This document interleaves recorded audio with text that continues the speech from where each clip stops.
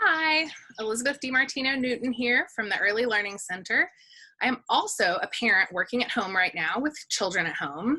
And so as we find ourselves in this new situation, there's lots and lots of memes and ideas circulating social media with schedules and structures. Those are a good fit for some people, and they feel like too much for other parents. I want to give you a little bit of classroom magic. Often the secret to smoothly functioning classrooms is solid routines, structures, and enough novelty to keep children motivated to find out what's next. In the landscape of parents being at home solidly with children and then often working from home while caring for children too, everyone, of course, would benefit from things going as smoothly as possible with the kiddos. So I want to validate this is hard. This is all new territory and it's really hard. And I want to offer up a few ideas that I think might help your increased togetherness better for everyone, either for days when you're working and children are at home or during the intense together time in general. So idea number one, make a visual, any sort of visual or written plan or list of options helps many children buy into a structure, move through steps independently, and eagerly follow a plan.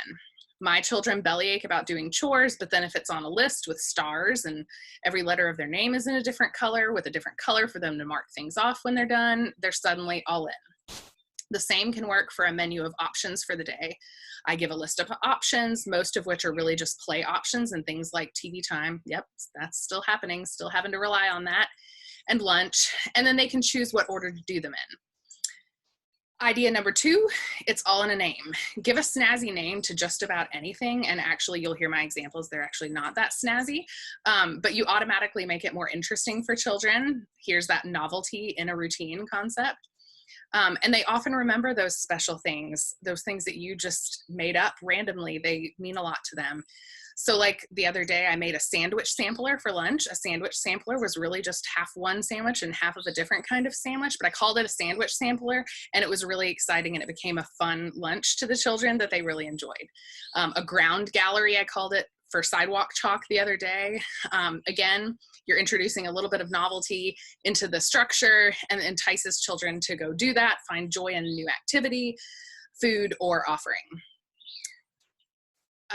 Idea number three is presentation is everything, or at least it can be, to set the stage for your child to be engaged and relatively independent when you need to put your energy into work or just anything other than your child.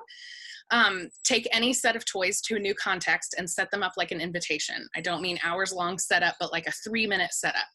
And in the educational context, we call this setting up a provocation, which sounds really fancy, but it's really just about creating something inviting that draws a child in. And often you can just get a basket of blocks and superheroes, for example, and if you take them to a new space, a blanket in the yard or a patio, you want to work from a chair in your yard or by a window where you can see your child in the yard, depending on the child's age, of course.